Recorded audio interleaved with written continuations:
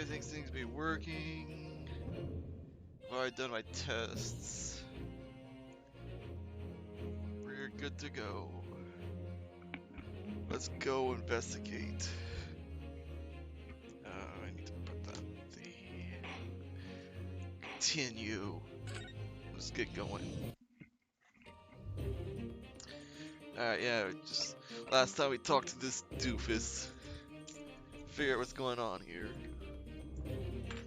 And let's get a move on. We're going to go to the experimentation stage and explore around. Alright. Whoa, this looks cool from the ground.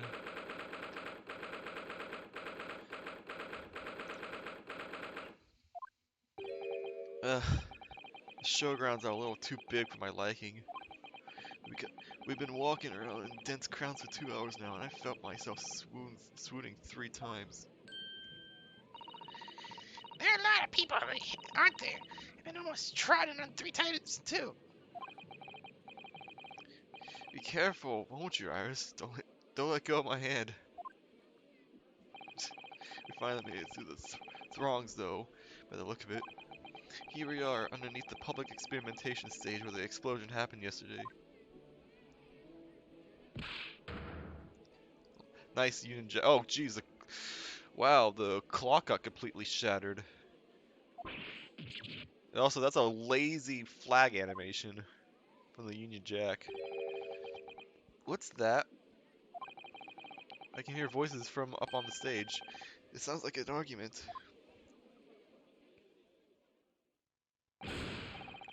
I've had it with you this time. I'm warning you. I'll arrest you in a minute. Oh, hi. Oh yeah, go on then, Inspector, give it a shot. You ain't got no evidence and you know it. Wait, I know those voices. You're a cheat little mouth on your young lady, but a night in the south will teach you some manners. Just try it, I dare you. If you want to bag a chance of ramming down your throat. Yoo-hoo! Rixie, what are you doing up there?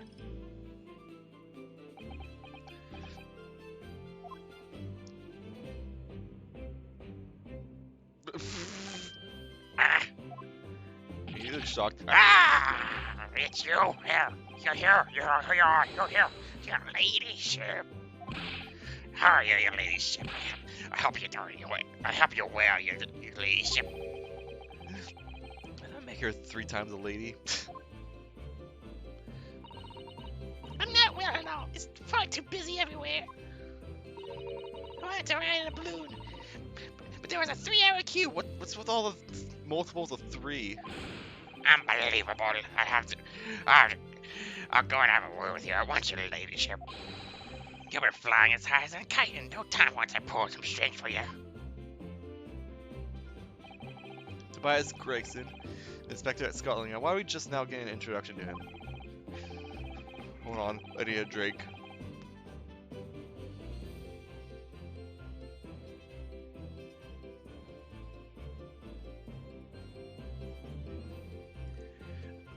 Until recently, he was suspended from duty, but it would appear he's back in action now. What? Oh, why was he suspended? He's actually quite well known, appearing as he does in the Adventures of Sherlock Holmes.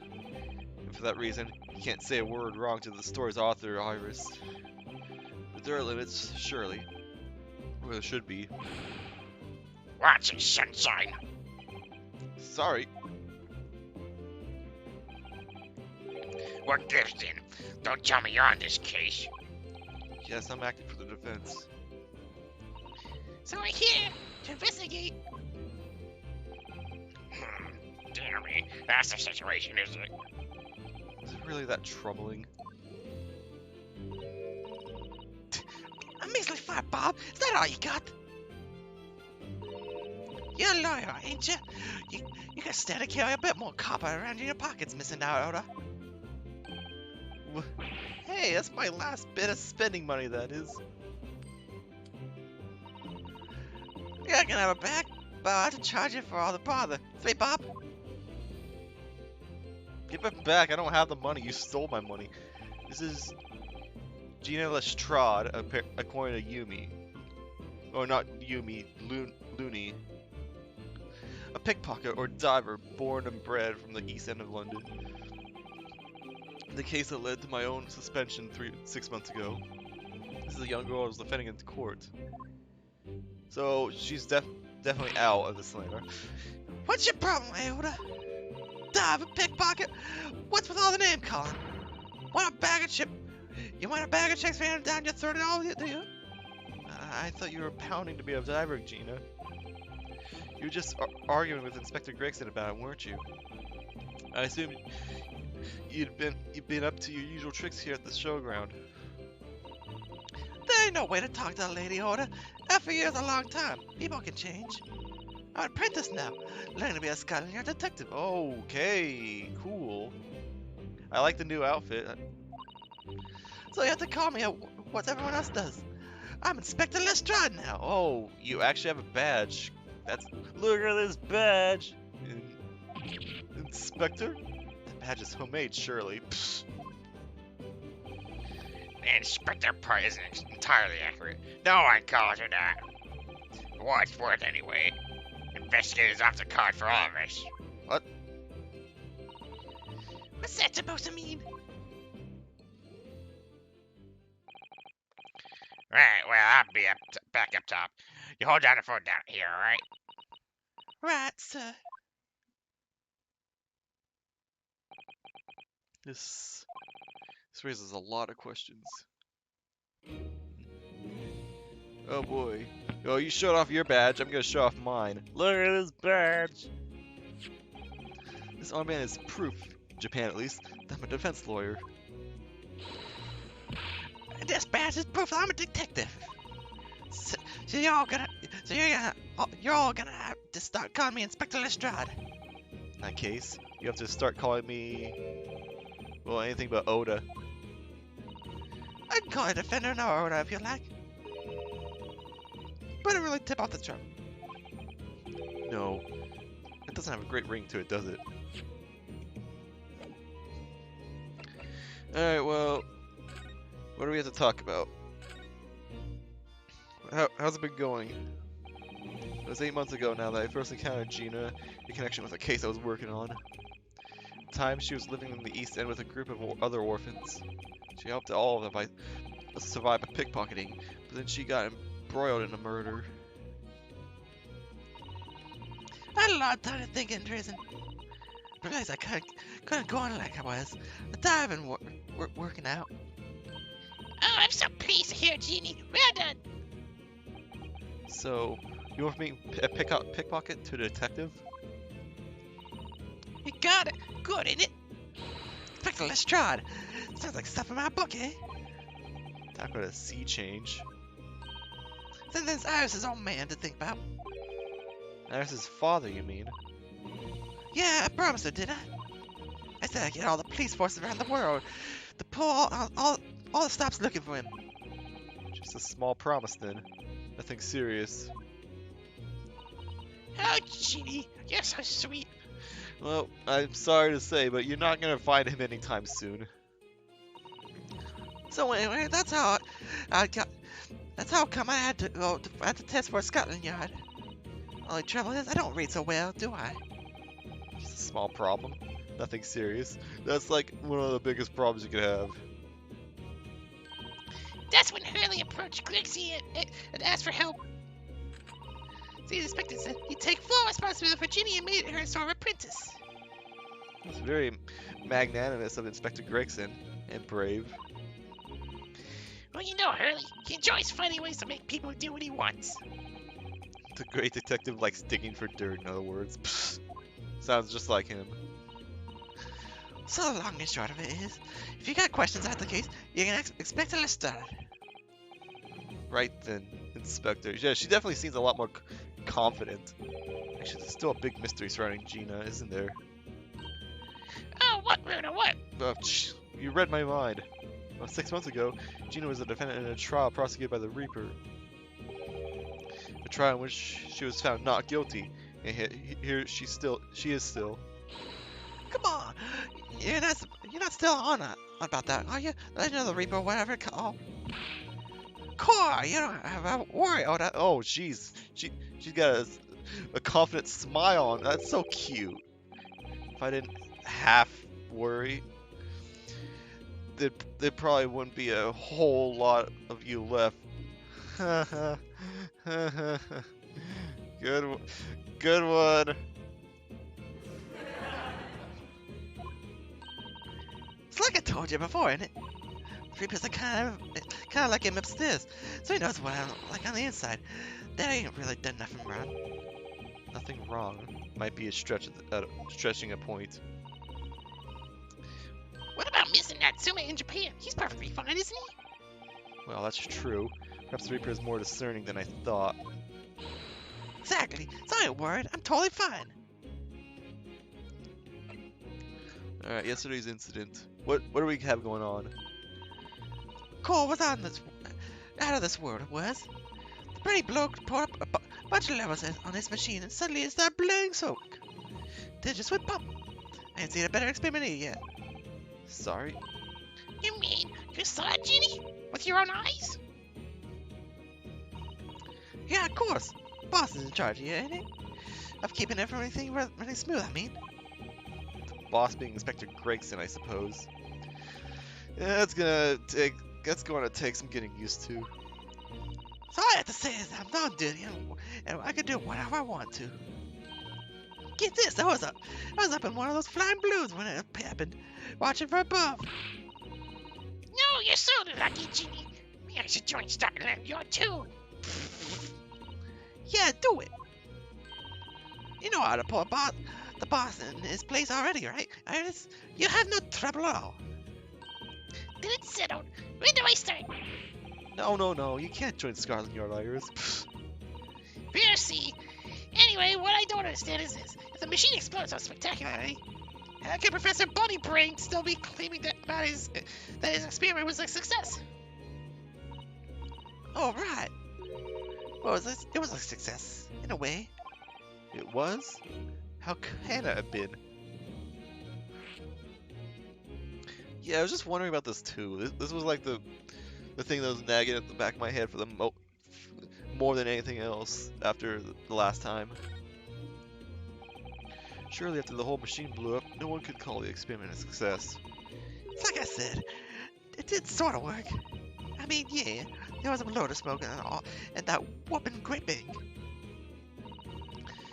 But where do you think they found the victim's body? In the crest of tower over there. What? In the tower?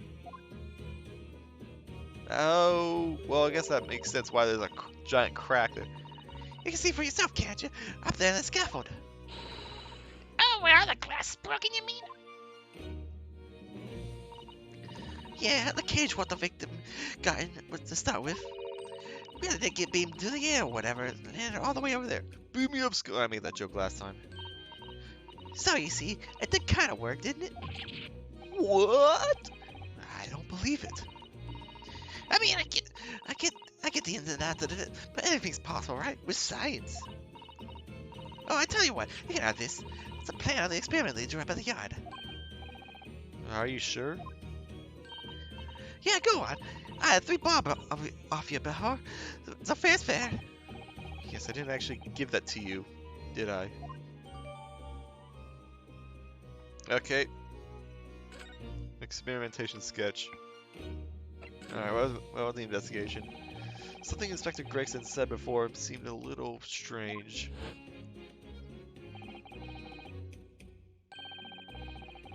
Yeah, what is with this? Why? Who's preventing the investigation happening? Yes, naughty old Gracie ran off without explaining himself. Oh, right there. Boss said no one's allowed to investigate that weird machine what blew up yesterday. Well, that's not fair. We're representing the defendant.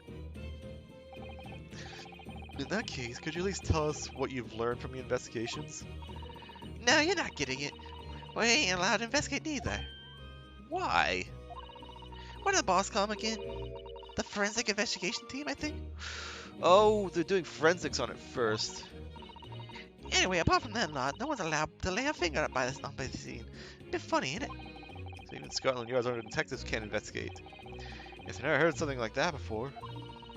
I thought I got a gander on the quiet, though, with the boss caught me at it. You probably heard him giving me an earful about it before from down here, didn't you? It's not bleeding fair. I think you were giving him as much of an earful back as I remember it. Yeah, well, sometimes I think it's all them chips what make them so stubborn. You say something into it, Oda. Go on, see if you can get through it. He's up on the platform above us, isn't he? Where the machine that exploded is. We can try, can't we, Rudo? Gracie will listen to us. Alright, well, first let's actually examine this place, because there's a lot going here. I wonder, what is this thing? Ah, looks as though somebody dropped something behind the tree just here. Dropped? Or hid? They didn't hide it very well. What is this? Is it part of a machine that exploded? Kinda looks like a crossbow. Or it looks like something a little more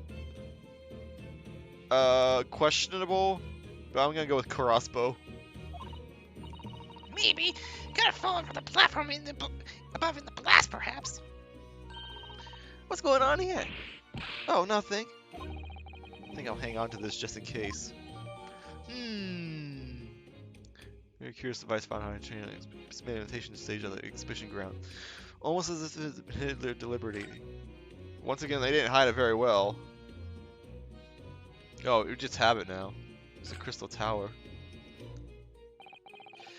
The Crystal Tower. It's certainly an apt name. It was built to be the focal point of the exhibit. It definitely is, being so tall with all that glass. Can't imagine a building like this ever being erected in Japan. Well, you'll be surprised. There are lots of exhibits inside the tower as well, apparently. Of course, there's an observation deck, but there's also an art gallery, a zoo, and a museum. But I heard you have to queue for 3 hours just to get through the doors. Well, at the moment, the shattered glass from the failed experiment may well be the biggest draw. Thanks to the accident, the whole tower is shut. Suddenly, it's not the Crystal Town anymore, but the Crystal Glass Shower. Really? I'm not gonna put a laugh on that. That's stretching it, but Apparently, everyone's been talking to the skies now to look down at the disaster area from above instead. But there's a 3-hour queue to go up at the blue now. Londoners must be very patient people. And what's all the 3 hour? It's like 3 hour this, 3 hour that, 3 hour to get through. The 3 stompings to get through. Gee, is it like 3 o'clock right now or something? Okay, well I can examine the crack. That's what That's where the cove ended up after instankinesis or whatever they call it. Dead, of course. And after calling the experiment a success? What's that wooden scaffold there for? The coppers and lads set that up after the incident happened. They cut the body down, I think. Don't know really. What, was it hanging there or something? Didn't you help it to erect the scaffold then? Nah, look, I'll do this more my thing. Whenever I'm like exhibition and keep a lookout for the fun stuff. Mike Gregson doesn't hear you saying that, or he'll give you the boot. It's incredible though, isn't it? Because the victim really had bridged that gap by some sort of invisible kinesis. Doubt it, because not even our technology can do that. Oh, I can point at the balloon. I've been meaning to ask you for a while now. But where are those funny round blobs floating in the sky? Oh, they're the flying blues I've been talking about. I want to go up in one so much. I've read about situations like this in a magazine about strange phenomena. Creatures from outer space coming in round flying objects to attack the Earth. It's a UFO! What? I suppose inhabitants or other planets are bound to be interested in the Great Exhibition. This is it, Iris. It's happening! It's not. Don't worry. I'll explain it to you later over a nice cup of tea, Rudo. That's not where I thought that was gonna go. Okay, that's the same thing. I can examine this. I'll kind of want to go down first. See if I miss anything down here first. It is this, which is strange. Oh, look, what's this? A red piece of cloth? It's not like any fabric I've seen before. Is that blood or rust? I can't tell. It's very thick and stiff. It's extremely durable. It's canvas, I think. With some sort of rubber backing. They just appear to be a bit charred as well. Yeah, it means it had something to do with the explosion. Okay, that makes sense if it's charred. Speaking of Chinese vineyard. Oh, let's see. Okay, I'm assuming this whole thing's just one. These stairs obviously lead to the stage above. We should go up there and investigate the exact spot where the experiment was being conducted. Oh, well, we're just going there now.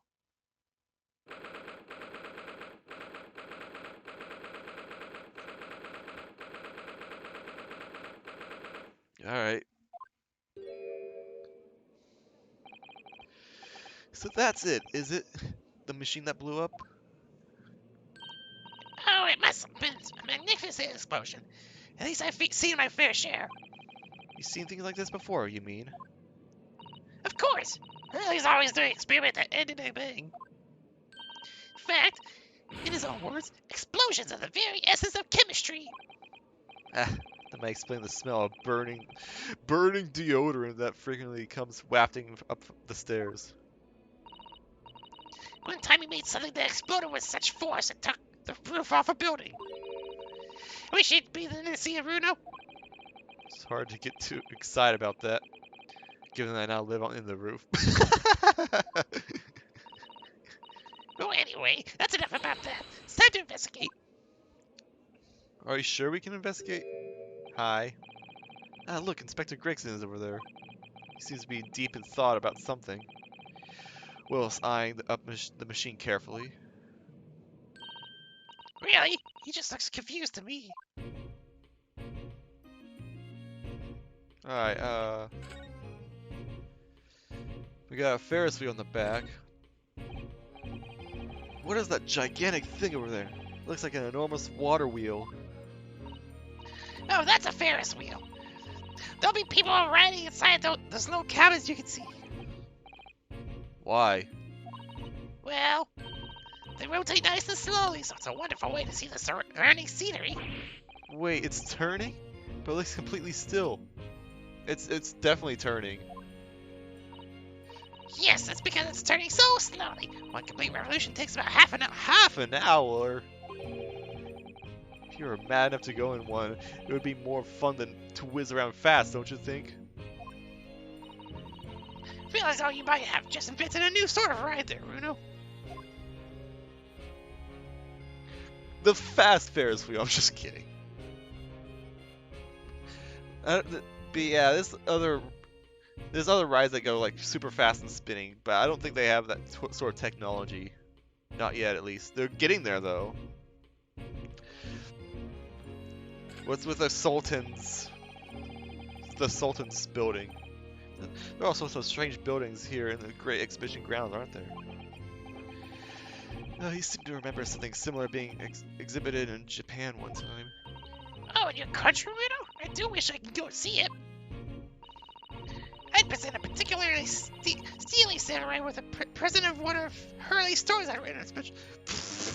Are you kidding me? A Steel Samurai reference?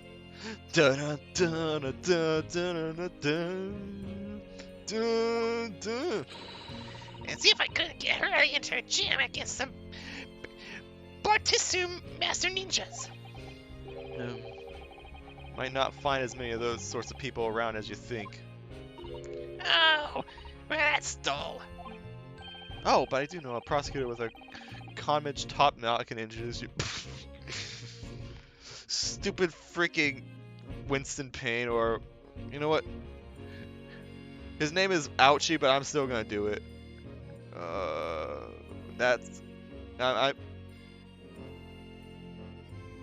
I'm completely botching the name. I can't spell. Apparently, there we go.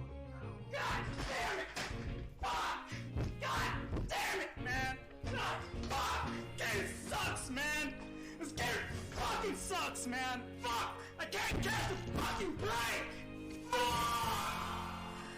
God, people need to go play Winston for fuck's sake. A cartridge? Really? Do you think I'm gonna have my picture taken with him? Do you? Assuming he's recovered from that trim Cosmo gave him a year ago, yes. Didn't he like cut that off? Oh wait, no, his hair fell down. He kept it like that, and then he got like a little bulge on his forehead, and then he cut that off. That's what happened. So I don't think he's recovered. No. I'll look at that later. That is nothing. I meant to look at. Okay, the chairs aren't anything. I'll talk to Gregson last. What is this? It's ripped itself magnificently, didn't it? Oh, I was talking with the machine. Magnificently and mercilessly. So someone stands in the middle of the machine to be disassembled and then beamed through the air. Yes, beamed. Not blasted. That's the point. Yes, that part's crucial, really. Is something like that even possible, though, Iris? Oh, Bruno, I'm just a child. How should I know? Child when it suits you mean? From what I can tell, I think that if you were supposed to... Oh, don't touch that. That was practically instantaneous kinesis from the way you flew over here just now, Greggy. Please, your ladyship, I didn't mean to startle you, but I can't let you touch anything up here. So sorry, you're gonna have to wear a special blade to make up for it.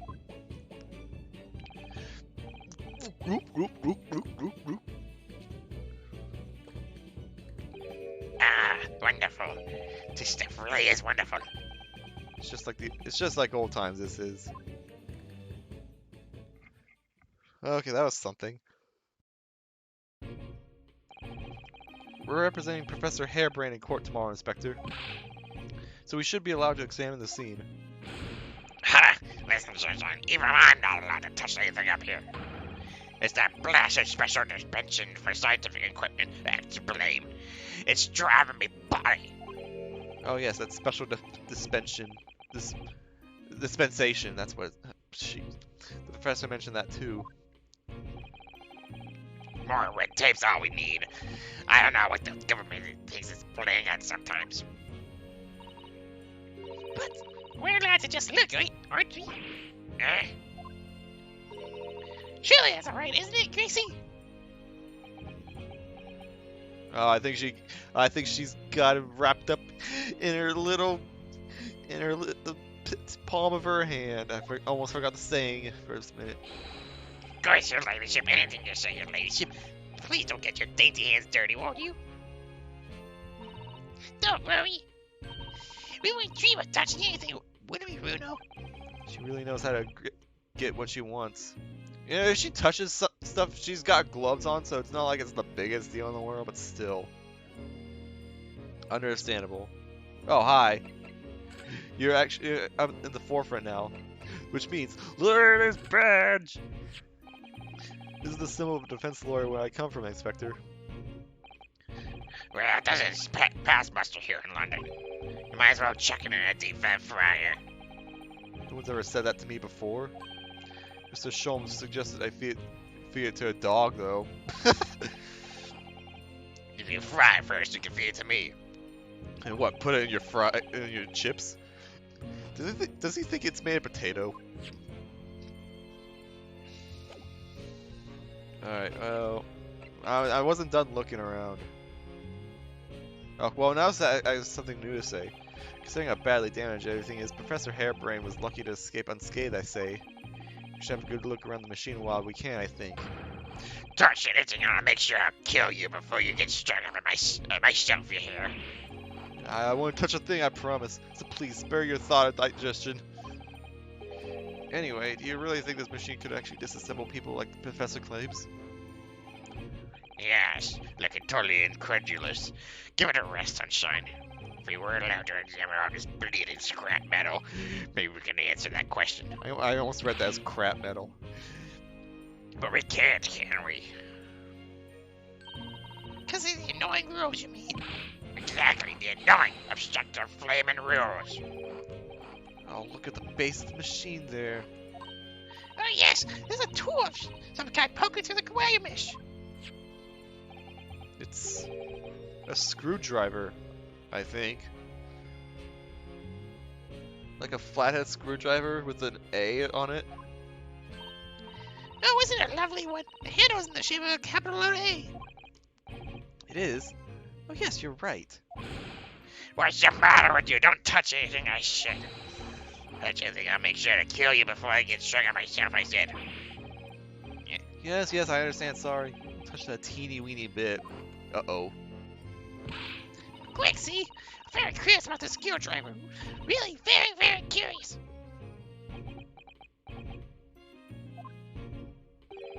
Of course, your ladyship. You're so clever, your ladyship. Fancy spotting something like this. But I'm afraid. Can't let you have it. But Bruno found it first. I assure you, I've investigated thoroughly.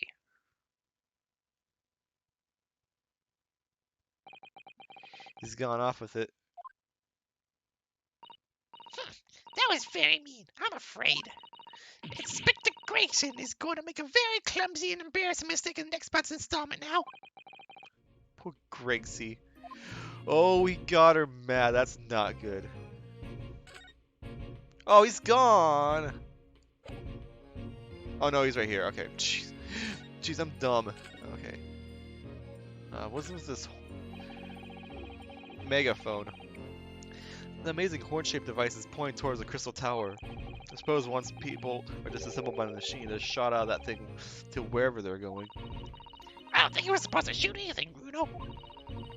You decided to beam people to the crystal tower that would be reconstructed in the original form. Oh, I don't like the look of it. If it was as amazing as it looks, the accident would have been happening in the first place, of course. I suppose that's true, yes. Like, nothing ever goes according to plan, does it? Shame, really. Is this gonna be the same thing about... Okay, it is not the same thing. So those are people carrying balloons, dangling sailing in the skies over London. I always thought the day would come when humans would discover how to fly. I never imagined it would involve them being suspended from colorful floating tamari handballs. I'm sure it must feel amazing being up there among the clouds. Let's take it right together, Bruno, please. If I'm being perfectly honest, I would like to try it. But without a cast iron guarantee that the thing won't plummet to the ground, I'm too scared. Oh well, in that case, I should tell you that Hurley said. It's physically impossible for a flying balloon to plummet to the ground, as long as it doesn't explode. Yes. Call me crazy, but I think that exploding part may play on my mind a little. Fair enough.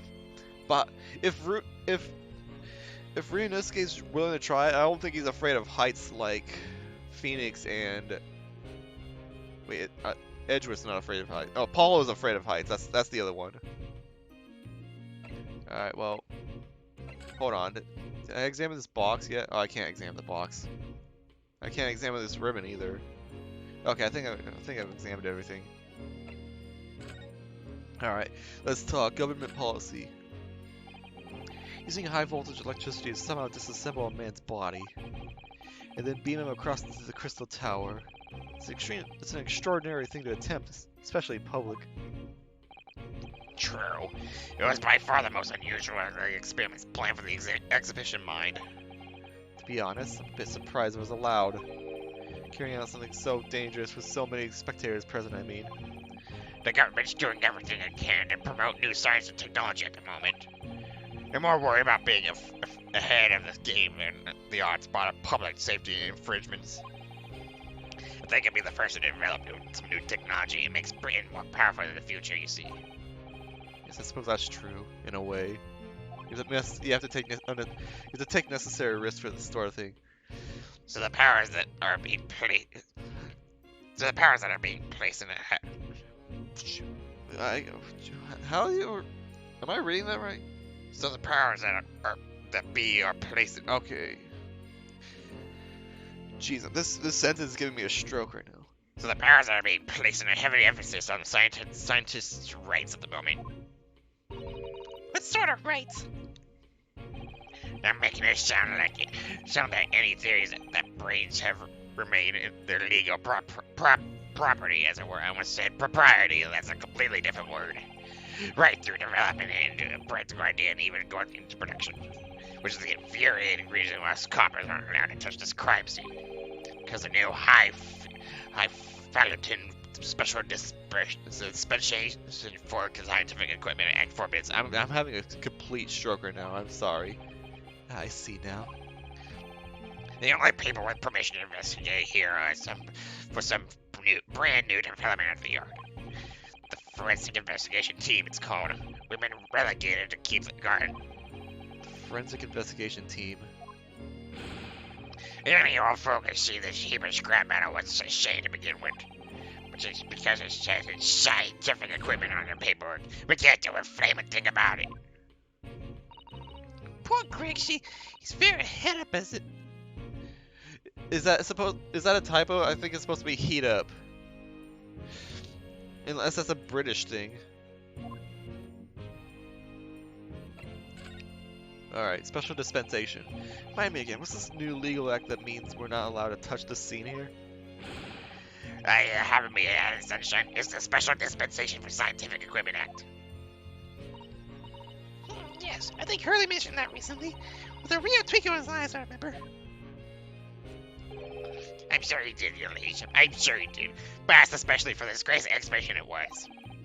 All scientists have to do is pronounce their ideas or inventions to some suits in the civil service. If it gets rubber stamps, there's a guarantee of rights to maintain the invention's confidentiality. What does that really mean? Think about it. Think of all the world-changing new inventions on display every day at this exhibition. Although a good half of them are a load of cobblers, if you ask me. Performed by shamers like yourself. Thanks for that. Oh, I love how absurd some of the inventions here are. It's all so fun. It might be fun to you, but remember that force has to be present at every single demonstration. Can you imagine it? Hang size, that's what I say. Oh, I don't think so. That sounds like my dream job. I need it. These two guys, both Gregson and Iris get my voice really disheveled. I'm gonna take a drink.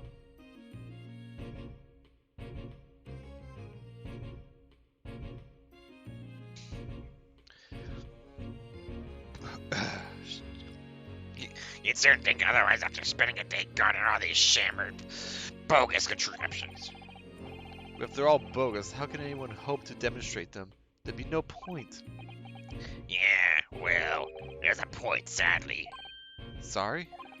Thanks to another one of our government's bright ideas. If any theory or invention is deemed to show potential, the government hands out a research grant. Scientists get funding? Exactly. And that's what they're all after. All these shammers coming from far and wide to clog up Hyde Park. And who has to keep them all safe, eh? Who has to smile politely and welcome them? Us coppers, that's who.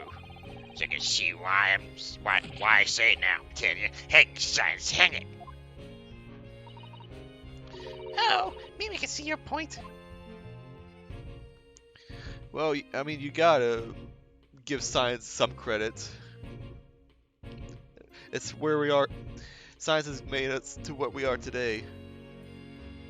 Why games like this are possible. Apparently, Professor Hairbrain lives and works in Germany now, conducting his research. That's right. Get back to Britain, especially for the great exhibition as I understand it. Probably after one of the government research grants. Actually, we learned something else about the professor earlier today. About his time in further education. Turns out he was at university with someone we both know. Lord Van Zeeks. What's that? That's news to me. If forensics means the prosecution, then as the accused, the professor's fate is Sealed? Because the Reaper will get him one way or another? Maybe. That man's beyond me. I don't know what goes on in this series. Talking of Van Zieks, there's more in this paper around the story of him being attacked. Read it. Oh, yes, Mr. Reaper is completely fine. Nothing to worry about. Yes, right. Glad to hear it. Still, the Reaper, huh? How long's that business gonna keep up, I wonder? Ooh, we're finally starting to get some deep insight about this. This is what I was hoping for in the first game, but we never got that. The victim in this case, the investor, Mr. Assman. He was another of the Reaper's victims, or so I heard. Lord Barack Van Zieks is a top-class prosecutor, but even he can't always push the right verdict through. Sometimes justice can't win. Yes, I heard about jurors being bribed and evidence being falsified. And that's how the notion of the Reaper of the Bailey came about, isn't it? Obviously, Scotland Yard suspected Van Zieks initially. We all assumed he was taking matters into his own hands if he failed to seal the deal in court. Well, the man himself denies that charge. Well, we've done a very thorough investigation, and the conclusion we reached is that Lord Van Zieks is in no way related to the deaths of those people outside the courtroom. There's no question in my mind. I'd stick my reputation on it, I would. But if that's true, then how do you explain it? All those defendants couldn't just have coincidentally died if nobody killed them. I know that, but I can't explain it. It's a mystery after all, isn't it? That's the whole point of the Reaper. Professor Hairbrain mentioned something like that. Something else. He said that in university, Lord Van Zieks was a totally different person. Easygoing and kind. You what? He said that it was after they both graduated that something happened to change the man. Do you have any idea what it was? No clue. Really? Look, I got my hands full watching over this frustrating crime scene. Why don't you go and make the nuisance of yourself elsewhere, eh?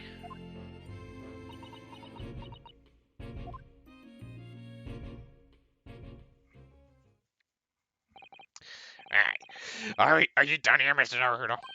Sorry? It's about time you were leaving. Or rather, it is about time you were leaving. That lot I hear now. That lot? The forensic investigation team. They'll be giving me heave-ho in a minute, too. Oh dear, poor Grixie. Here, have another cup of my special blend to cheer you up. Look.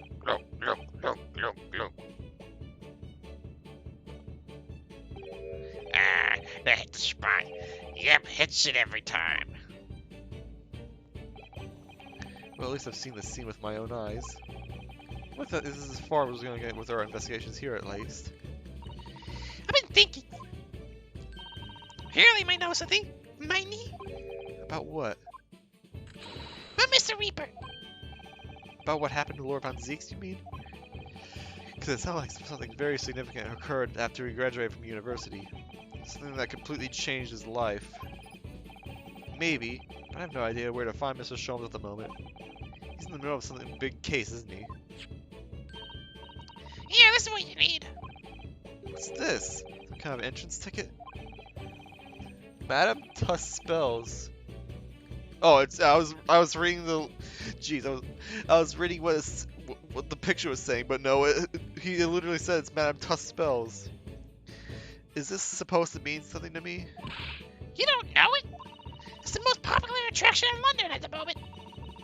It's very across the Baker Street, actually. We can go now if you like. No, we don't have time for visiting attractions today, Iris. We have a big trial tomorrow. But that's where Hurley is. What? At this popular London attraction? Yes, How does they know where he is? Hurley told me. They told me to keep it a secret from you, Bruno. Madame Tuss Spells. I don't see how it can be related to the case we're investigating here, but then... Stranger things have happened. When they happen, Mr. Sholmes is usually at the heart of them. Oh gosh. Alright, well.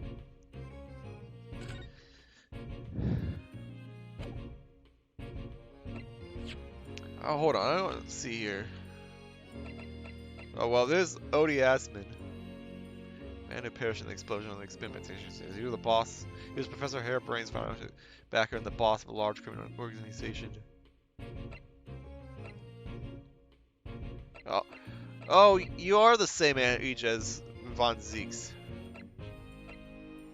That is interesting. I guess it makes sense. We don't know who the heck this is. 47. Herlock is actually a year older than Von Zeeks. Jeez, you're only 16. I didn't even realize that.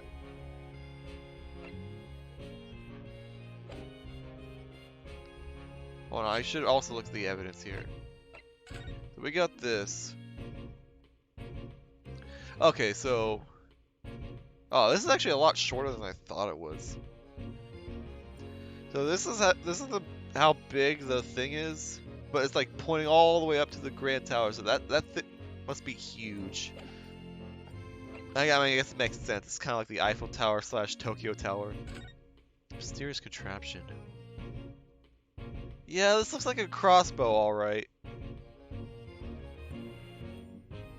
Can I not examine it at all? Oh, I can. Oh, this part. Ah, there's some sort of lever here. Holy crap, I was right. It is a crossbow. What the? What is this? It looks like a cross between a bow and a gun. I think it's probably used for the same thing, too. It's a freaking crossbow. The heck? I freaking knew it.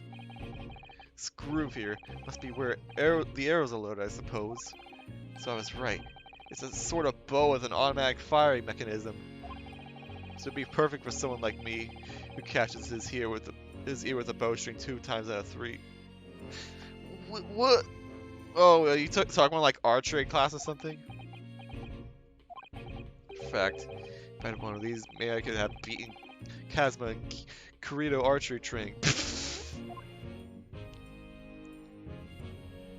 Yeah, there's a trigger here. What is this? Oh, is this like... It looks like you wind this around in order to draw the bowstring back and create tension. Oh, that's how... Okay, I guess that makes sense. Must be able to fire arrows with a huge amount of force using this device then. In fact, I would imagine it's far more accurate and powerful than a Japanese longbow. Ugh. Really had no idea what I was picking up when I spotted this exhibition grounds. This is gonna be the murder weapon, isn't it? We're gonna like try to create that to be the murder weapon. Use a green cloth. Oh yeah, sure enough, it's like one of those mats you find. Looks like the layers of thick canvas with a thick rubber lining of sorts. Never seen anything like it before. We're applying Mr. Sholmes' methods. He might deduce that it was part of a raincoat rolled by something who really didn't want to get wet. And the charring must have occurred when the person was struck by lightning. Or maybe not. Dude, it's like one of those like welcome mats or whatever. But it seems like they're willing to say that this is char, like just the fabric is charred and it's not blood. Oh, I can only examine the bottom part of it. That's gonna like fit onto something, isn't it? I always like that in these games. Move. Oh, hi Vix, how's it going? Welcome in. We're gonna go visit her. We're gonna go visit Sherlock Holmes. Oh, Herlock Sholmes. Uh-oh, it's dark. I don't know. I'm scared. Museum of Waxworks. What the?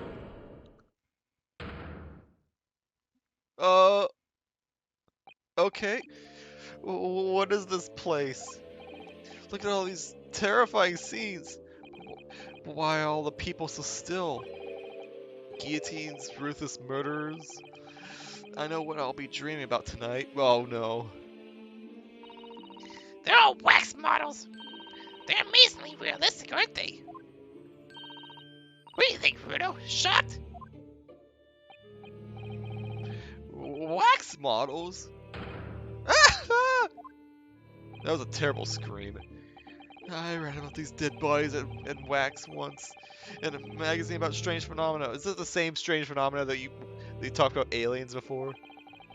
Depending on how corpses are kept after death, parts of them can turn to wax, apparently. It's called adiposity. I don't know how to pronounce that word. Stop talking about creepy things like that, Rudo. You're scaring me. Anyway, I need to look out how to pronounce. Oh, whoa, never mind. Ah! what now? I just remembered something else I read in another magazine about strange phenomena. There was an old lady, maybe a witch, who used to pour molten wax over corpses and put them on display. None of the exhibits in here are real. They're entirely man-made replicas.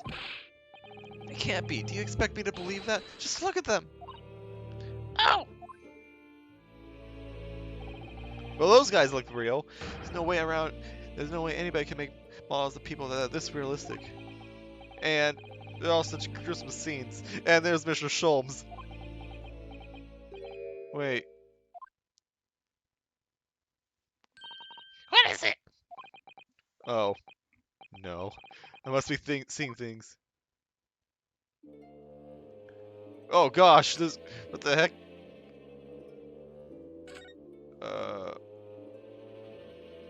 Dude, get down from there.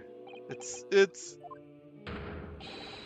The great detective, Mr. Sherlock Sholmes! Mr. Sholmes had his own wax statue in here? Really? Well, he is more famous after all. It's an uncanny resemblance, isn't it? It makes my skin crawl to look at it. I know. But look, Rudo, you can kick this Hurley. He doesn't move a muscle. It just shake. You can't go around kicking exhibits, Iris. Wait.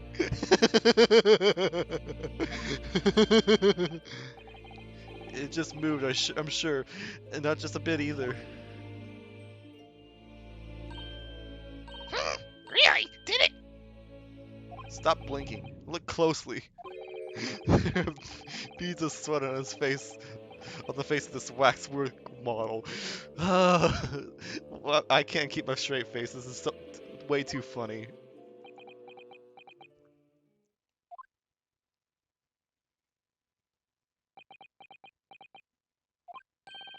Shall we move on, Iris? Over there, look. There's a great murder scene to enjoy. Much more appealing. Hold it! You ever hold it? My dear fellow, I take exception in your recoiling in such a manner, as if you've seen something truly abhorrent. Mr. Sholmes. I knew it. Iris, what possessed you? I strictly forbade you from divulging my temporary waxwork secret to Mr. Naruto. Temporary waxworth? What do you mean? That kick, could you not have exercised a little more restraint? You minded me. Rudo has something he needs to ask you. Ah, a question? And I thought you'd probably get bored. You'd probably be getting bored too. So here we are. Well, I can't deny that your timing was impeccable. A mere 2 minutes from being stationary like that. My great brain, upon which all my success has been built, would have turned to wax. Thank goodness we arrived in time. Indeed, in many ways, the pair of you just saved the world from an unimaginable loss. Oh, Hurley, you do like to talk nonsense, don't you? You can know something. It's true. About Lord Von Seeks and what happened in the past to change him. Now that you're here, let's take our time. How can we have assistance? If you're in luck, I'm I'm suddenly blah, blah, blah. I'm suddenly quite taken with you. The idea of conversing. Sorry, I like burped in the middle of that sentence. Oh well, actually, I'm in quite a hurry. And my eyes don't deceive me.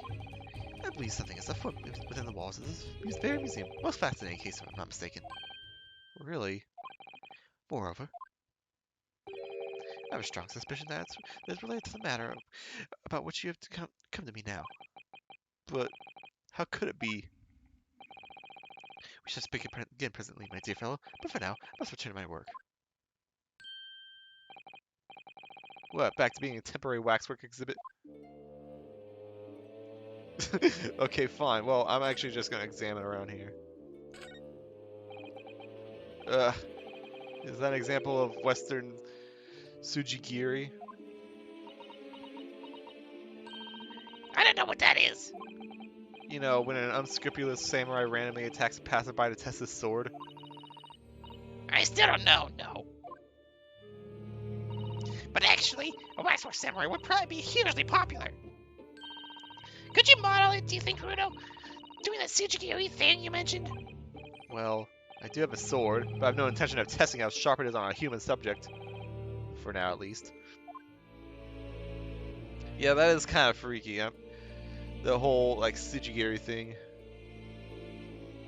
I've heard of it before. What are these people? These guys, like, look actually real. These models are so well made, I can't tell what's a waxwork and what's really human. That's how Hurley gets away with making himself a temporary exhibit for the day. Maybe there are other people posing as exhibits here in here then. Or maybe all the exhibits are real people. And when it's closing time, all the visitors got home. They suddenly start moving around. What is this? Night at the museum? Ugh. Just thinking about it makes me wish it was closing time already. And I was on my way home. No, they're not gonna move at all. This guy looks familiar. Like, this guy looks very familiar. The big heavy curtain is in a very prominent position, isn't it? An nasty feeling there's going to be something truly terrifying behind it. Oh yes, that's the famous Tuspel special exhibit. It depicts one of England's most notorious killers. Do you want to pay the extra fee to have a look? Pay more money? Do you be even more terrified? Oh, let me think about that for a moment. It was only a suggestion. There's a hand sticking out. Is this an arm? No, it's a leg. It looks like an arm, doesn't it?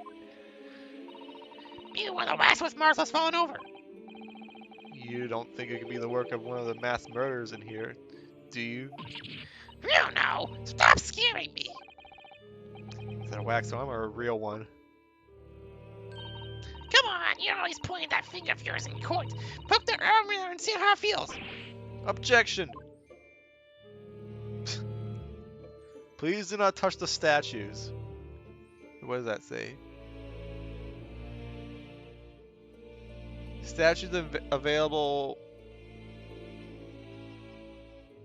Please engrave. I can't tell what the last thing says. Is this some infamous murder? Yes, called Jane the Ripper.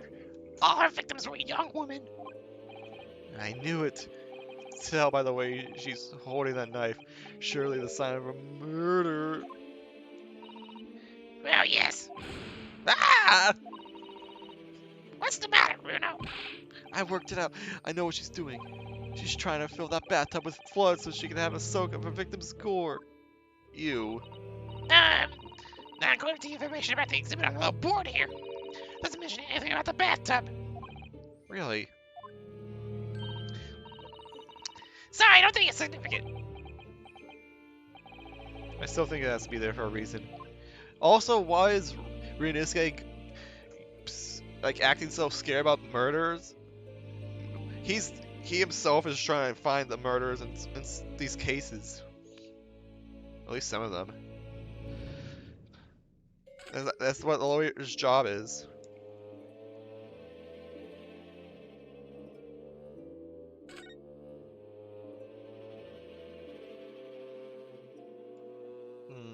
I didn't actually. I should probably examine a little more here. I just was looking normally. No.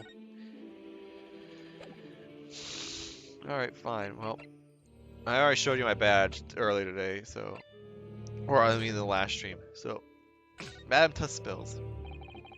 What is this place? Madame Tuspells came to London from France 3 years ago, I understand. Since she opened this little waxwork museum last year, it's enjoyed great popularity in London. It seems like this in Japan too. Oh no, there are museums like this in Japan too, but these displays are something else. I mean, they aren't made from actual real people, are they? The extreme realism of these waxwork models is a particular secret of the Tuspells family, they say. They were renowned during the French Revolution for their waxwork victims of the guillotine. Ugh, that sounds grim. The gruesome scenes were portrayed with such realism in the expression of the faces of the condemned. Apparently, the sculptors would make the models directly from the corpses, right there at the site of the executions. Ew, that's disgusting. That really turns my stomach. That's just one of the several legends about the Tuspells family. Whether there's any truth in it, I can't say. But anyways, this museum houses models of famous people from all over the globe. Nevertheless, the most popular area of the museum is, by quite some margin, is this House of Horrors. House of Horrors? Of course, visitor numbers are dwindling now as a result of the Great Exhibition. But the people usually flock here to see these exhibits of some of London's most vile criminals of the gruesome war. Naturally, most of the miscreants portrayed here were sent to the gallows. So they're even stiffer now about the models about them. Have you heard of poor taste? My dear fellow, the public life of the poor taste, they even be shocked. So, the hideous exhibits in here are... They're all portrayals of real events that actually took place. Is it just me? Or the temperature in here just seemed to drop? Well, you gotta keep this wax statue from melting after all. Anyways, I'd advise you not to think too deeply about what you see here. Oh, he's back to being waxwork, is he? Temporary waxwork. What do you mean by temporary waxwork, Mr. Sholmes? Exactly what you see. I'm part of the exhibits here, catching these criminals in the act. Catching them? Every half an hour, I hunt a different killer in one of the displays and adopt a new pose and snare him. When members of the public come for a closer look, I offer them a handshake. Fortunately, I'll happily allow them to take a photograph with us. Us? Does he mean him and the waxwork murders in here? But why, Mr. Sholmes? My dear fellow, isn't it obvious? For the money. You really roared at me there. Very fitting for the House of Horrors. As it stands, I may struggle to pay this month's rent, and I have the ravenous to consider. Oh, hurry! I'm so hungry! If push comes to shove, I shall have to ask you to do your bit, Mr. Naruto. What's he threatening to rope me into it now? So with that in mind, how about a photograph? As a special treat, you may have your pick of the murderers and scoundrels in here. The choice is yours. Maybe some other time. Remember, Mr. Naruto, ignore me at your peril. Okay. Back to being a waxwork again. Is it just me, or did his final remark there sound like a lot like a curse? Alright, well, we gotta ask him about something. Well, what is it like you'd like to ask me then? Actually, it's about Lord Von Zeeks. Ah, our friend Mr. Reader. How did you find him? Well, I trust.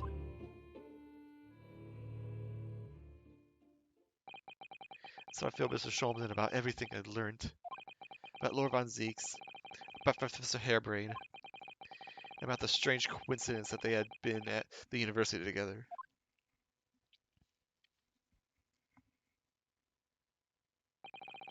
So I'm wondering what it was that happened to make Lord Von Zeeks such a different person. Are you sure that you know Hurley? You said there was something going on here in this exhibit hall before. That something was afoot. That you believe it was related to what I wanted to ask you about. Mr. Sholmes? He suddenly clammed up. Is he taking a new pose? Well, excuse me, Greetings. That was a girl's voice. Hi. Oh, hello. Where did she appear from? And what's she wearing? Could she look any more mysterious? I hope you're appreciating my museum. Sorry, have we... Mr. Sholmes, do you know this? Not again. My apologies. I am Esmeralda Tespos. This is my museum of waxworth. That does sound witching. What? You're the Madame Tuspels? Plain sir. Though only 26 years young, I might add. Is that significant somehow? I am a madam in name only. You have a certain je ne sais quoi. I don't speak French, I'm sorry. Right. Firstly, I must apologize for my waxworth. Rather one waxworth in particular. That'll be Mr. Sholmes then. I was led to believe he was a great detective, but he seems unable to settle. Next time you move from your designated exhibit, there will be toil and trouble.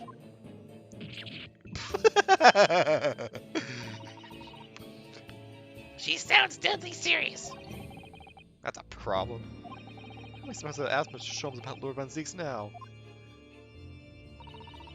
Let's not forget what Hurley said before about something being afoot. We're here in the museum, I mean. Yes, I know, but... I'm so curious. I want to know what's happening here. Haven't we got enough on our plate already?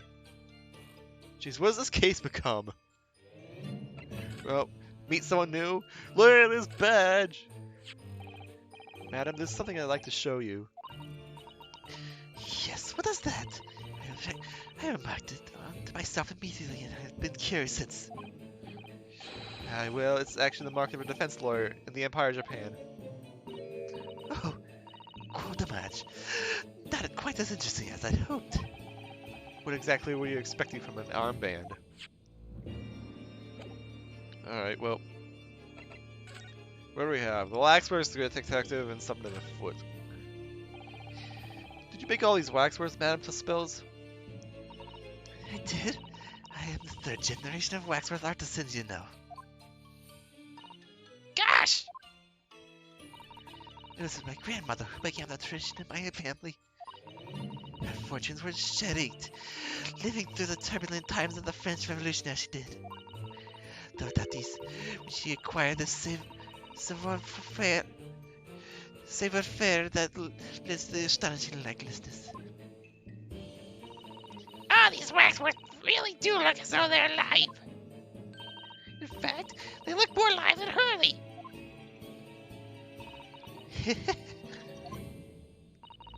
What do you see exhibited here represents the most atrocious of London's criminal past. Other waxworks were created in the presence of the real people in which they are murdered, in the hours immediately following their executions. That is the secret to their extraordinary life mystics. That sounds terrifying. Our walks of life have similar challenges, I'm sure. To carry out one's per excellence, one must go to extraordinary lengths. My exhibit a reflection of society. I create only which the public wishes to see. Couldn't the public have wished for something less horrifying?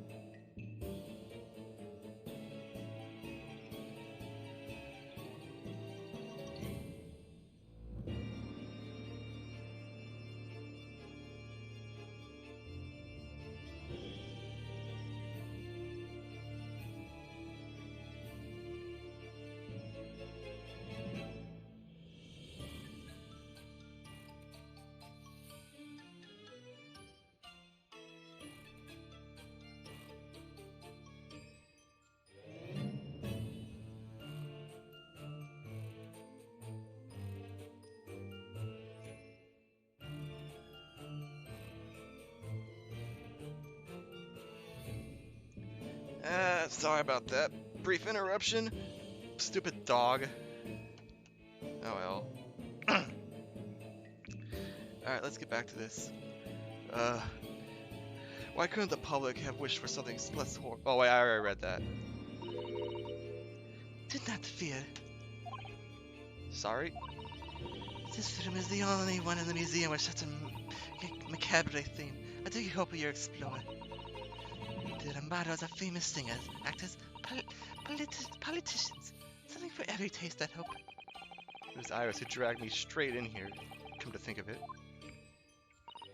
Sorry, perhaps I should have eased you into things.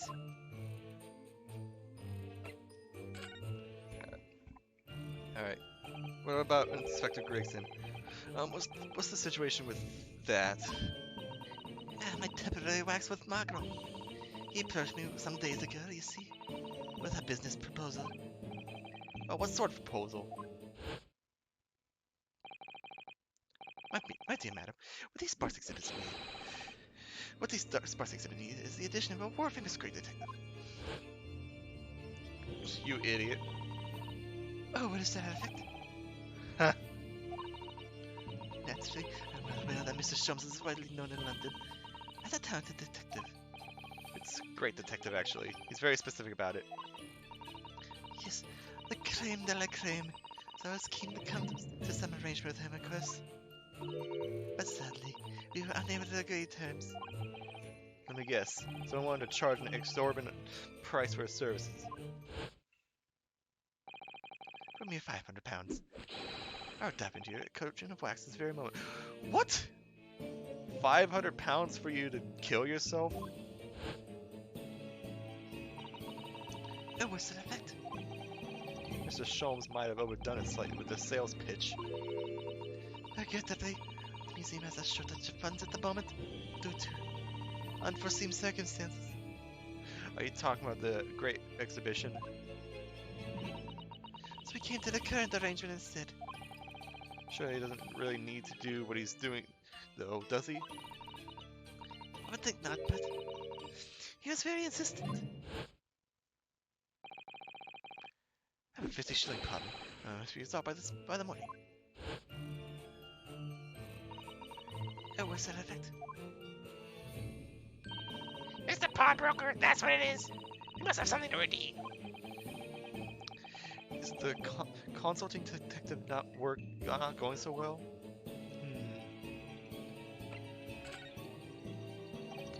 I wonder. Can I ask you something? Please, sir. I'm just curious. Is there anything going on in the museum at the moment? Some kind of incident, perhaps?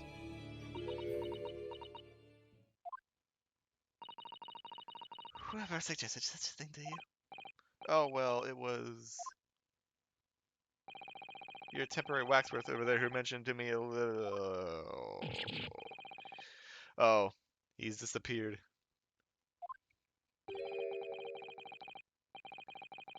A wax model is a work of art, not some tawdry opponent of trade. Ah! What the heck was... Oh, hi. There you are. Leave these.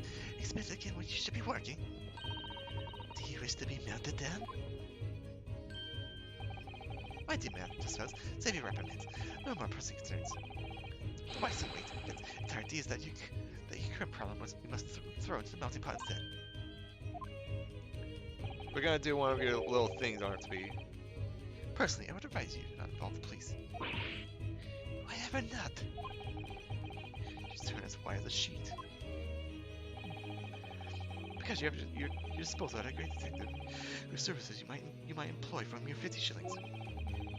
Though please be aware that I insist upon payment in advance.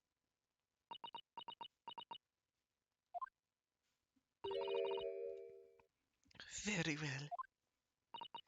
Let us see if the great detective is able to live up to his name, shall we? Before I engage my analytical process, I must ask you to clarify something. What, pray, is behind the curtain? That is the Trespass Special Exhibit. There's an extra charge to see it. The special exhibit in the House of Horrors. Was in fact a special killing then, I presume. be so kind as to draw back the curtain? I wonder. Absolutely none. There's nothing amiss behind it. Nothing miss, madam. What about the arm protruding ominously from under the curtain? I strongly encourage you to allow me to see what lies behind before the situation worsens. Yes, very well. I will draw back the curtains, but only as Sukun. Or is it Sukun? Number 39. I must confess, I peeked behind the curtain earlier. Really? The Tuskball Special Exhibit is a very bleak graveyard scene, but indeed. Yes, somewhat surprisingly, the Waxworth killer one would expect is nowhere to be seen. What does strike one, however? It's a portly gentleman lying peacefully on his back on the floor.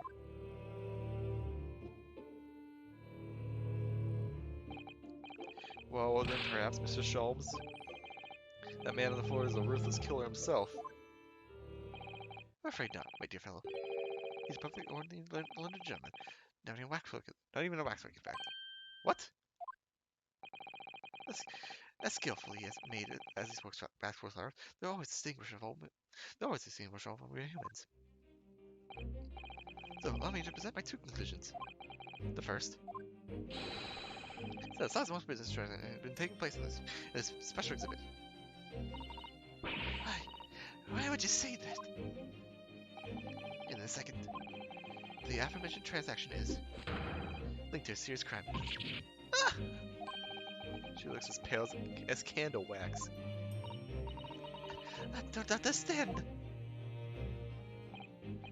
So, Madam Tuskbells, as you agreed to my fee, you shall now have the pleasure of seeing this famously detective and temporary exhibit at work. Here we go again.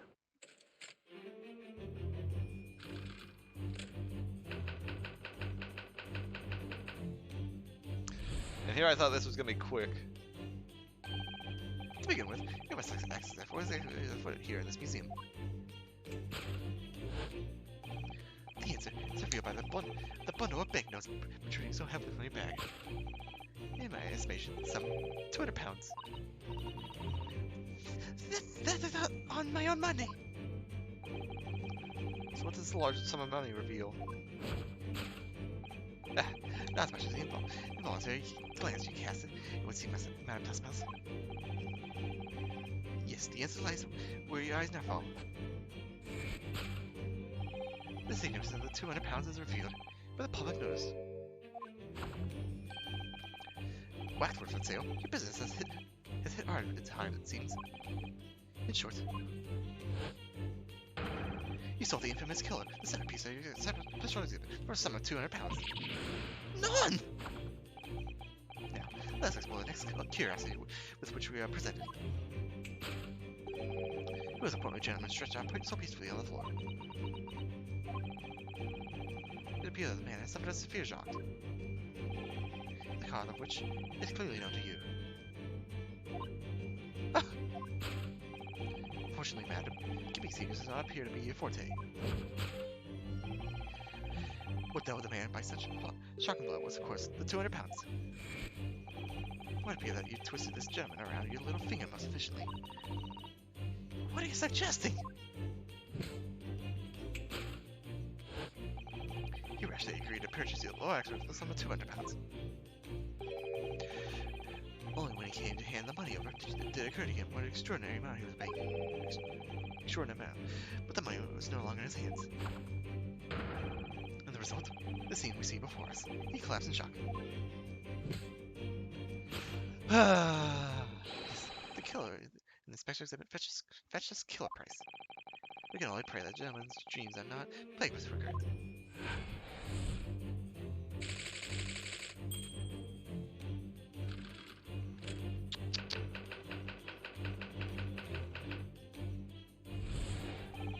The question that arises then is what has become of the waxwork that change hands. Let us consider that problem for a moment. You cannot possibly. What immediately strikes me about this conundrum is the young man standing over there. Who is this fellow? To find the answer, we need only to observe his neckerchief. Such as is worn by policemen as a secret sign to fellow members of the force that a crime is being perpetrated. Yes, this young man is an undercover policeman currently investigating this museum. I know well, in fact. It's Sergeant John Clay. What are you talking about? That man's quite a celebrity, who received a trickle of accolades at last year's policing awards. But I mean, they did look familiar. next to near touch with the old man sat before him with a particularly insightful visage. I've been watching closely as they moved and bustle, almost in fact, as if he were waxed with. He's got a price tag, looks like. But you! Your reaction only confirms my suspicions, madam. I noticed that once, of course. Observe. The telltale sound that instantly proves whether or not the old man is a marker is his obvious price tag. Wait, the price tag is the strange thing. Serpents. A tragically old price tag, you might see. Though perhaps the going rate for aging waxworks riddles with cracks. You sold it to the portly gentleman for exorbitant 200 pounds. This sort of plucky behavior that's sure to attract the attention of Scotland Yard. Isn't that so, man? I do not. Yes, the waxwork you sold has already been seized by the police. It remains there in custody as we speak. The old man must be reunited with his grave at the special exhibit. Not a moment too soon.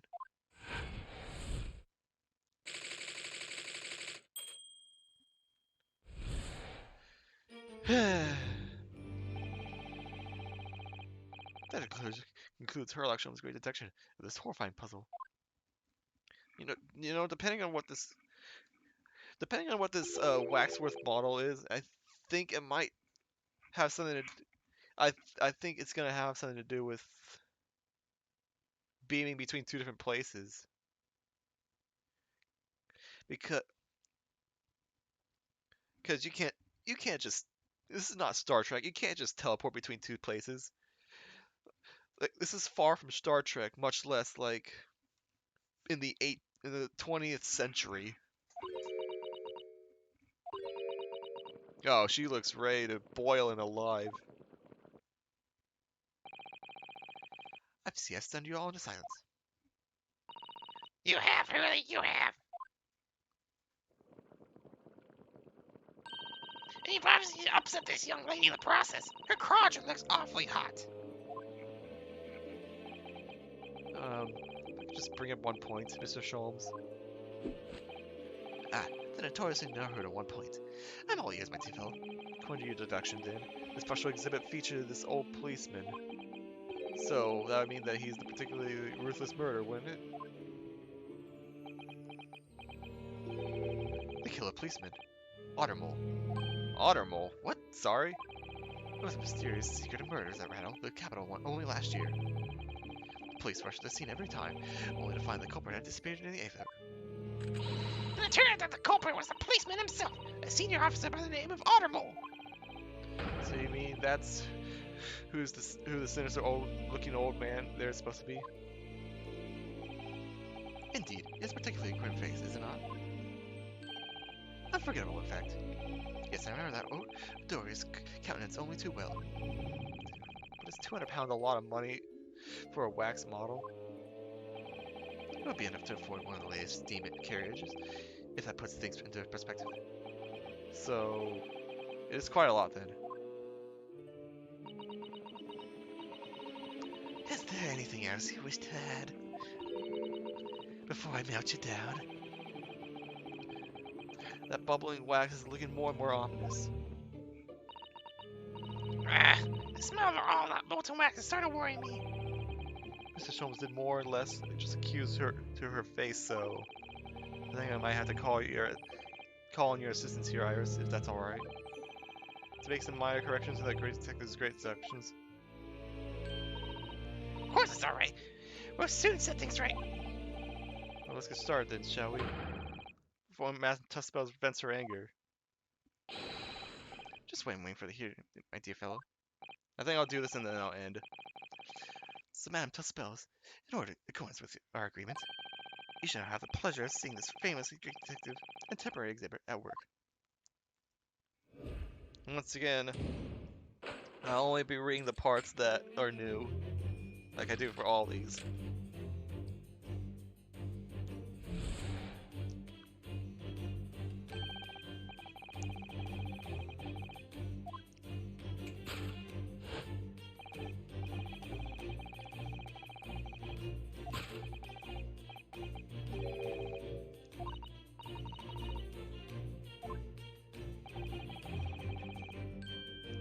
Yeah, okay, so starting with the sum of money.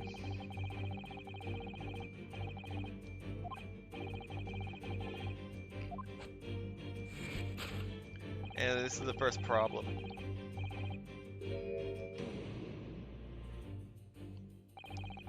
She definitely looked in this direction, it's true. I'm not sure she's selling any over waxwork, even for 200 pounds. Oh? She must pour her heart and soul into making them, don't you think? Over and above the wax. If it were me, I wouldn't sell them for anything. For that much money, I would. But it sounds like that makes me a bad person. Well, anyway, one of the 200 pounds could have some other significance. Let's follow that furtive glance again and see if there's anything else that can explain it. Alright.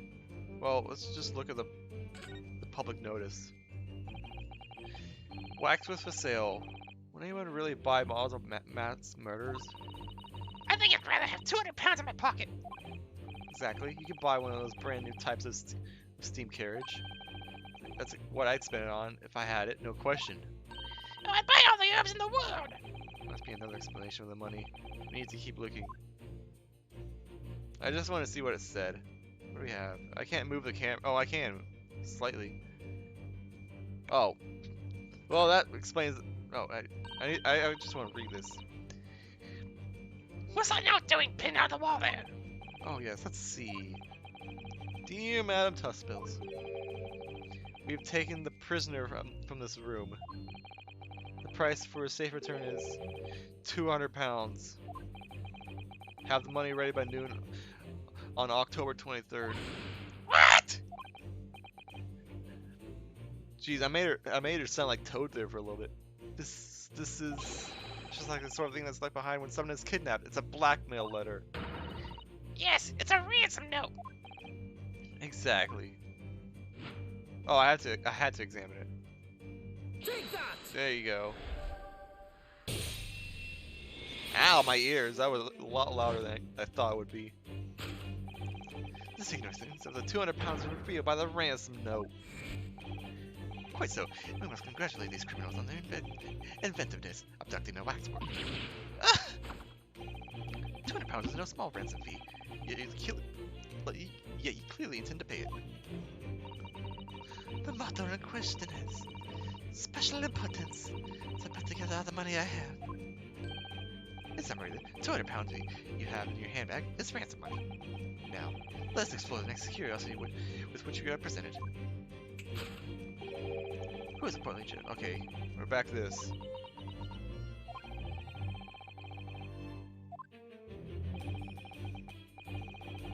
Is this gonna change or is this gonna be the same? Okay, if it's the same, then we know what the problem is.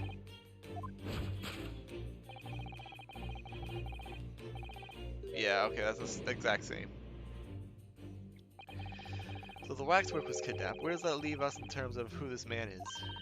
We can just ask him when he comes around. I think the point of this exercise is to understand the beauty of the deduction process, Iris.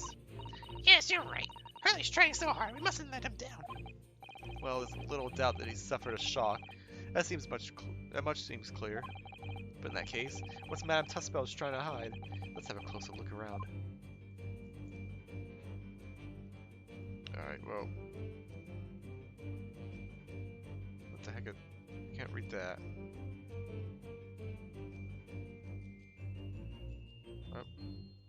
Oh, it's 200 pounds. There's a Hand of Madame. That's not her hand. That's like a wax hand or something.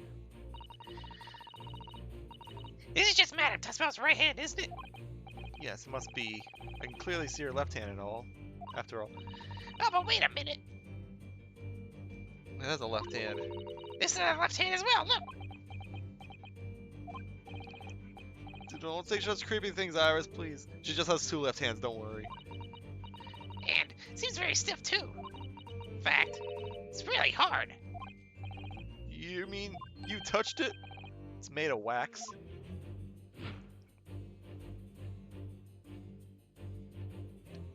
Well, I can pick her long hair braid, but I don't think that's important. Take that!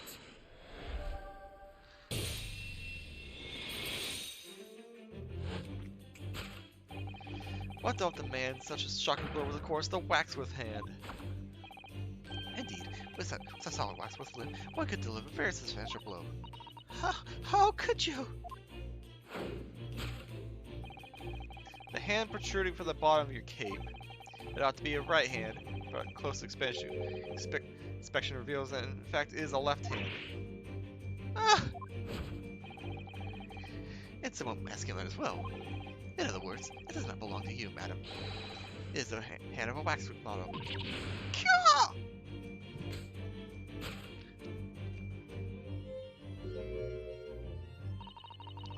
Some of the visitors at my museum can be troublesome.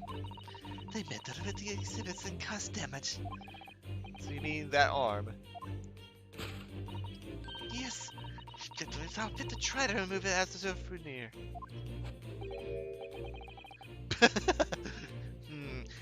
No small keepsake. Like talking to a whole branch of a cherry tree when you go to visit the view of blossoms. I'm afraid I had to teach that man a lesson.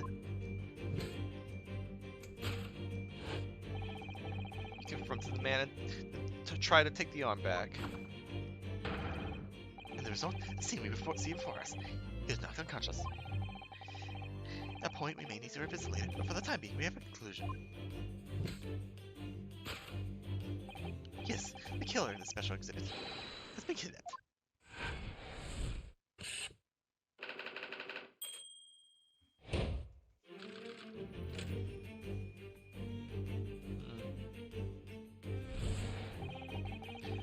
Alright. What about the second part?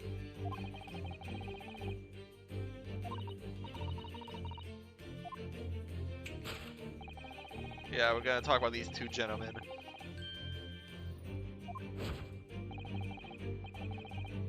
I've got a feeling like one of these is gonna be wax and one of these is gonna be human, but it's gonna be reversed. According to Mr. Sholmes, the yellow neckerchief is a sign to other policemen that some crime is underway. A way of communicating with its colleagues without revealing his identity, yes. It's a secret that's closely guarded by Scotland Yard. And Mr. Sholmes didn't hesitate to give way. Well, uncovering scenes in any true detective's nature, of course. Right. Anyway, judging from Madame Tussbell's reaction to Mr. Sholmes' deduction, I think perhaps we might not have identified the man quite correctly.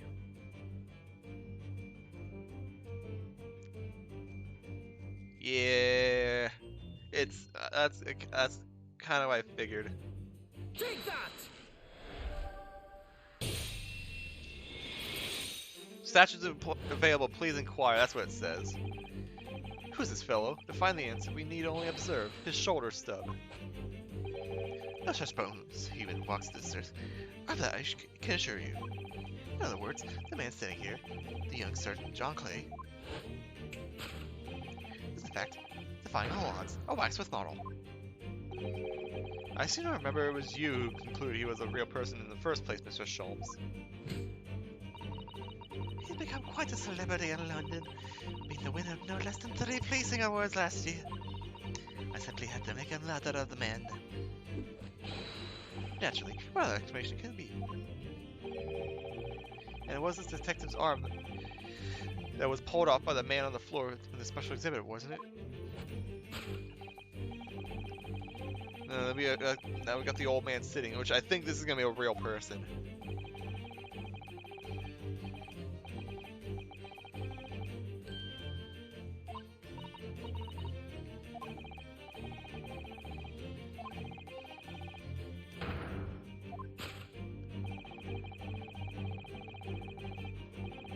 Well, why does he have a price tag, though? Is it just the scarf has a price tag?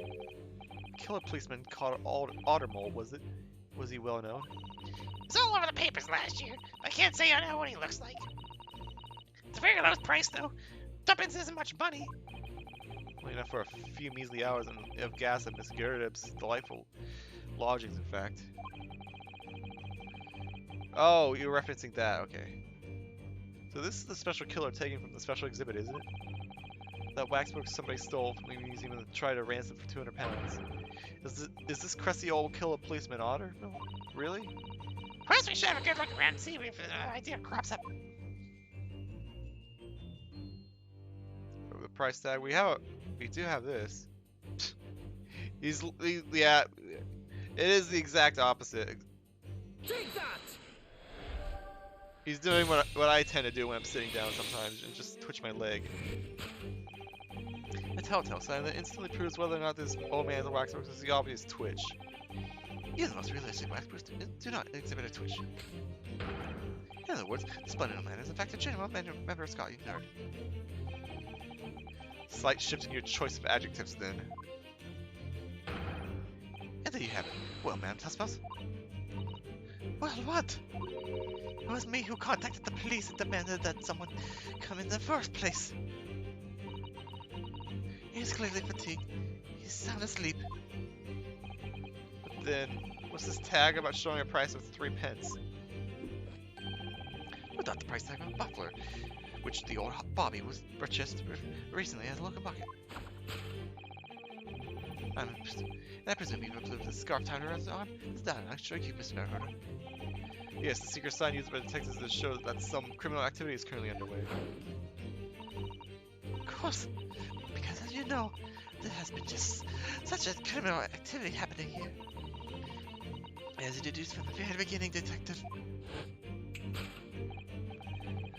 So it would seem that we finally arrived at the truth.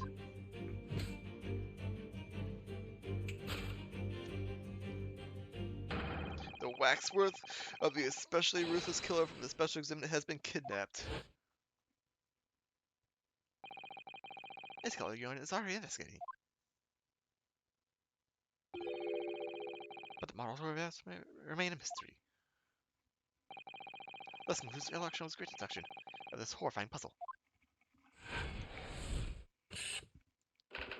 Got it. So that still basically got us nowhere. Elementary.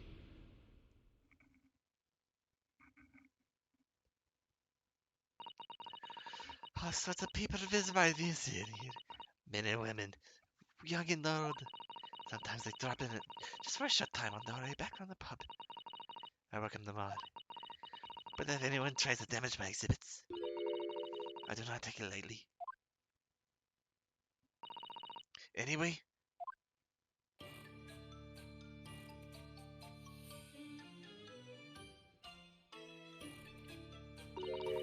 your correct deduction was even more enchanting than I had been led to believe. 23 pence. It was a pleasure, my dear madam. I'm gratified you enjoyed the spectacle. As for your rough customer, I no doubt he'll remain conscious shortly and return home. Concerns me more is the waxworth with a special display, if it was indeed genuinely abducted.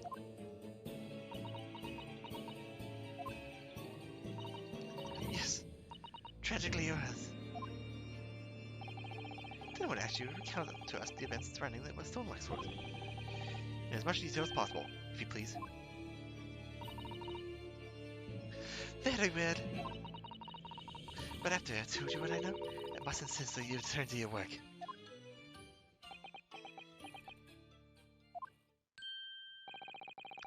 The talents of a great detective could be put to better use, I feel, but as you wish. Alright.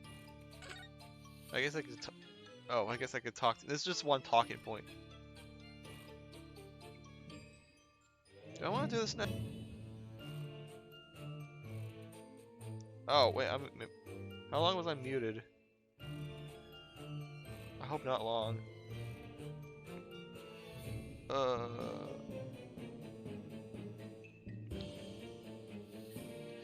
Oh, if I was muted for a long period of time, I'm sorry. I'll check the VOD, see if I got muted at some point.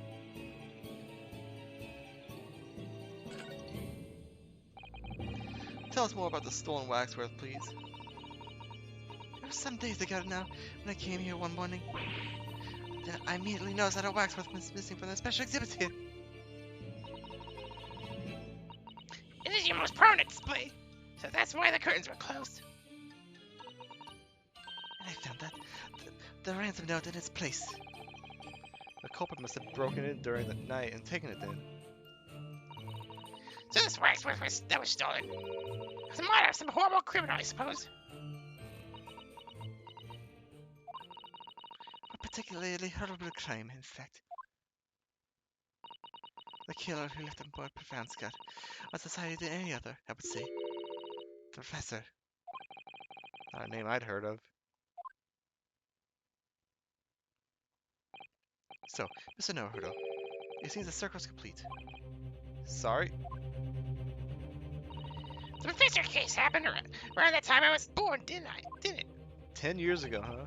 Indeed it did, Iris. 10 years ago, a series of murders that rocked this capital. 10 years ago. Yes, exactly at that time. That Barack Van Ziek's graduated from University, in fact.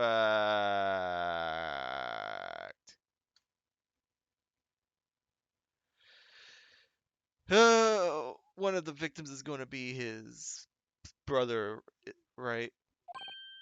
What? Surely he's not saying. So the big event that changed Mr. Reaper's life?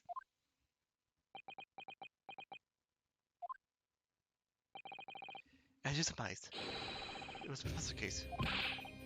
Who was this professor then? I'm too invested. I have to... It was a series of gruesome murders that had all of London grid until a decade ago. The 5 victims were a kid.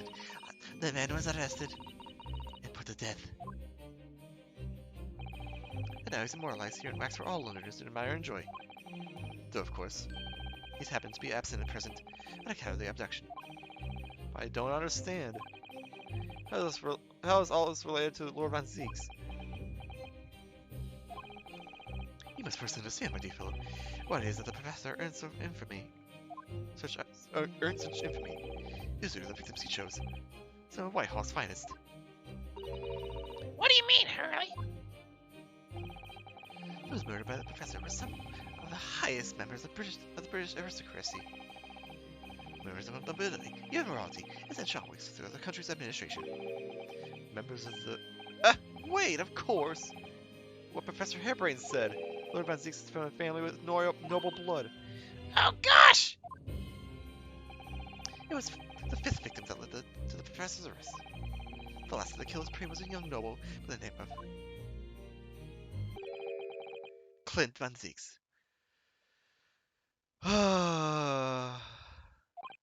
No! I don't believe it. Van Zieks. I'm sure you can piece together the rest of it for yourself. In the wake of his older brother's murder, the young Barack pursued a career as a prosecutor. Yet eventually, he became the Reaper you know today. I had no idea Lord Van Zieks had such a tragic past. Well, I'm afraid that's all I can say on the matter. For the time being, at least. After all, I have work to do. As far as the exhibit.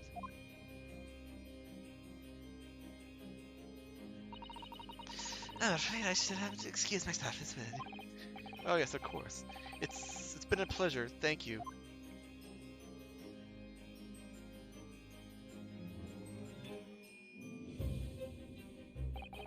Well, none of the predicted scenarios I've been analyzing involved you coming to visit me here. Oh, hi. What? It's been too long. It really has. I'm delighted to see you, Barack. It's been 10 years, and here we are, meeting in a prison of all places. I can't forgive myself for what happened to Miss Athanas. I just can't. I still can't believe it could have happened. tomorrow. The court will decide. Yes. I'm a young Eastern man acting for my defense. He seems reliable enough, though. It was an accident, a terrible accident. He assures me he can prove it. I must warn you. Oh, I know. I heard already. You're going to be prosecuting, aren't you? Yes. Since our return to England, I've heard lots of stories. Brock, are you really? What? Never mind. I know that you have my best interests at heart.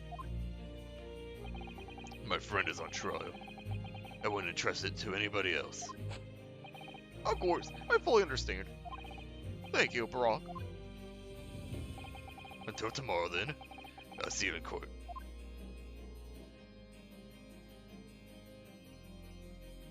Is that to be continued?